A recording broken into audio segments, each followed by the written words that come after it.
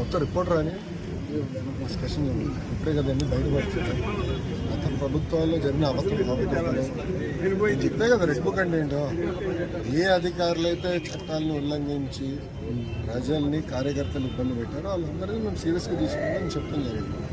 దాంట్లో భాగంగా ఏంటంటే ఒక్కొక్కరు ఇప్పుడు బయటకు వస్తున్నా మాట్లాడే స్వేచ్ఛ వచ్చింది. ఆంధ్ర రాష్ట్రం మీడియా మిత్రులు కూడా స్వేచ్ఛ వచ్చింది, ప్రజాప్రతినిధులు స్వేచ్ఛ వచ్చింది, పులివెందుల ఎమ్మెల్యే కూడా స్వేచ్ఛ ఉంది. రోజు వెళ్ళిపోతున్నారు. ఆయన పులివెందుల ఎమ్మెల్యేనే కదా, ఆయన కూడా స్వేచ్ఛ ఉంది కదా. ఆయన ఎక్కడ తిరగచ్చు, ఆయన తిరగచ్చు. ఆయన ఇప్పుడు ఆయన గేట్ కి తాడులు కట్టేది ఇవన్నీ లేదు కదా, ఆయన కూడా తిరిగే స్వేచ్ఛ వచ్చింది. అట్లా ఎంతంటే వెళ్ళండి.